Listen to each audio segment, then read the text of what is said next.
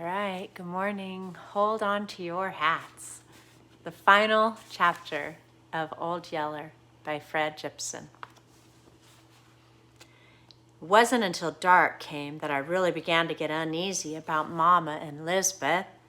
Then I could hardly stand it because they hadn't come home. I knew in my own mind why they hadn't. It had been late when they'd started out. They'd had a good long piece to go, and even with wood handy, it took considerable time to drag up enough for the size fire they needed. And I couldn't think of any real danger to them. They weren't far enough away from the cabin to be lost, and if they were, Jumper knew the way home. Also, Jumper was gentle. There wasn't much chance that he'd scare and throw them off. On top of all that, they had Old Yeller along. Old Yeller might be pretty weak and crippled yet, but he'd protect them from just about anything that might come their way. Still, I was uneasy. I couldn't help having the feeling that something was wrong. I'd gone to see about them if it hadn't been for little Alice. It was past his supper time. He was getting hungry and sleepy and fussy. I took him and Speckled Pup inside the kitchen and lit a candle. I settled them on the floor, gave them each a bowl of sweet milk into which I'd crumbled cold cornbread. In a little bit, both were eating out of the same bowl. Little Alice knew better than that, and I ought to have paddled him for doing it. But I didn't. I didn't say a word. I was too worried. I'd just about made up my mind to put little Alice and the pup to bed and go look for Mama and Lisbeth when I heard a sound that took me to the door in a hurry. It was the sound of a dog fighting.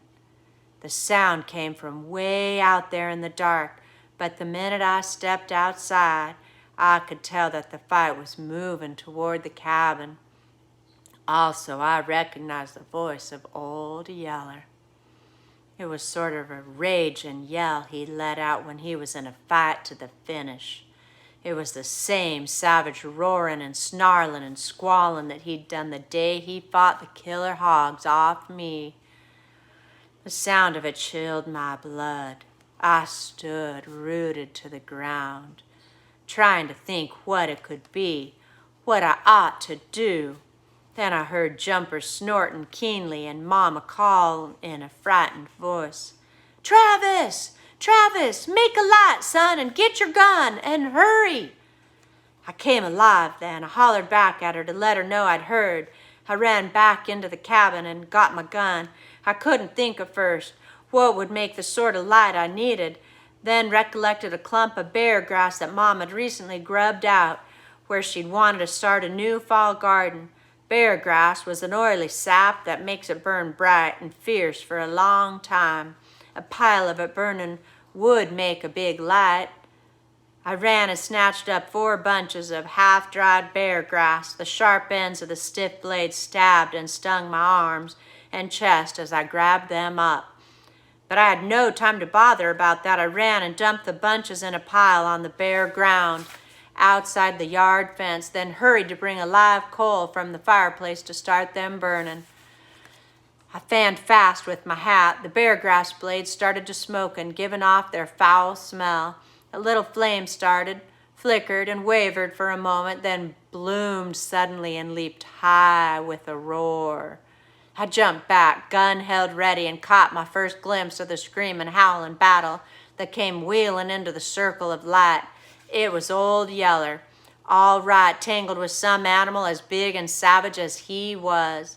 Mama called from outside the light's rim, "Careful, son, and take close aim. It's a big lofer wolf, gone mad."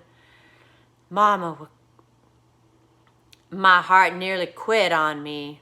There weren't many of the gray lofer wolves in our part of the country, but I knew about them. They were big and savage enough to hamstring a horse or drag down a full-grown cow. And here was Old Yeller, weak and crippled, trying to fight a mad one. I brought up my gun, then held fire while I hollered at Mama. "Y'all get in the cabin," I yelled. "I'm scared to shoot till I know you're out of the line of fire." I heard Mama whacking Jumper with the stick to make him go. I heard Jumper snorting the clatter of his hooves as he went galloping in a wide circle to come up behind the cabin.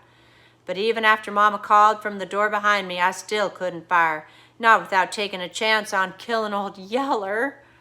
I waited, my nerves on edge, while Old Yeller and the big wolf fought there in the firelight, whirling and leaping and snarling and slashing, their bared fangs gleaming white, their eyes burning green in the half light. Then they went down in a tumbling roll that stopped with the big wolf on top, his huge jaws shut tight on Yeller's throat. That was my chance, and one that I'd better make good. As weak as Old Yeller was, he'd never break that throat hold. There in the wavering light, I couldn't get a true bead on the wolf. I couldn't see my sights well enough. All I could do was guess aim and hope for a hit. I squeezed the trigger. The gun stock slammed back against my shoulder, and such a long streak of fire sprouted from the gun barrel that it blinded me for a second. I couldn't see a thing. Then I realized that all the growling and snarling had hushed. A second later, I was running toward the two still gray forms lying side by side. For a second, I just knew that I'd killed Old Yeller. Then, about the time I'd bent over him, he heaved a big sort of sigh and struggled up to start licking my hands and wagging that stub tail. I was so relieved that it seemed like all the strength went out of me. I slumped to the ground and was sitting there shivering when Mama came and sat down beside me. She put one arm across my shoulders and held it there while she told me what had happened. Like I'd figured, it had taken her and Lisbeth till dark to get the wood dragged up and the fire to going around the dead cow. Then they'd mounted Old Jumper and headed for home. They'd been without water all this time and were thirsty. When they came to the crossing at Birdsong Creek, they dismounted to get a drink. And while they were lying down drinking, the wolf came. He was right on them before they knew it. Mama happened to look up and see the dark hulk of him come bounding toward them across the little clearing. He was snarling as he came, and Mama just barely had time to come to her feet and grab up a dead China berry pole before he sprang. She whacked him hard against the head, knocking him to the ground. Then Old Yeller was there tying into him. Mom and Lisbeth got back on Jumper and tore out for the house. Right after them came the wolf, like he had his mind fixed on catching them and nothing else. But Old Yeller fought him too hard and too fast. Yeller wasn't big and strong enough to stop him, but he kept him slowed down and fought away from Jumper and Mama and Lisbeth. He'd had to have been mad, son, Mama wound up. You know that no wolf in his right senses would have acted that way, not even a big loafer wolf. Yes'm, I said, and it's sure a good thing that Old Yeller was along to keep him fought off. I shuddered at the thought of what could have happened without Old Yeller. Mama waited a little bit, then said in a quiet voice, "It was a good thing for us, son, but it wasn't good for Old Yeller." The way she said that gave me a cold feeling in the pit of my stomach. I sat up straighter. "What do you mean?" I said. "Old Yeller's all right. He's maybe chewed up some, but he can't be bad hurt. See, he's done trotting off toward the house." Then it hit me what Mama was getting at. All my insides froze. I couldn't get my breath. I jumped to my feet, wild with hurt and scare. "But Mama," I cried out, "Old Yeller's just saved your life." "He saved my life. He saved little Arliss's life. We can't." Mama got up and put her arms around my shoulders again. "I know, son, but he's been bitten by a mad wolf." I started off into the blackness of the night. while my mind wheeled and darted this way and that, like a scared rat trying to find its way out of a trap. But Mama, I said, we don't know for certain. We could wait and see. We could tie him up or shut him up in the corn crib or someplace till we know for sure. Mama broke down and went to crying then. She put her head on my shoulder and held me so tight that she nearly choked off my breath. Can't take a chance, son, she sobbed. It would be you or me or little Arliss or Lisbeth next. I'll shoot him if you can't. But either way, we've got it to do. We just can't take the chance. It came clear to me then that Mama was right. We couldn't take the risk, and from everything I had heard, I knew there was very little chance of old Yeller's escaping the sickness. It was going to kill him, something inside me to do it. It was going to kill something inside me to do it.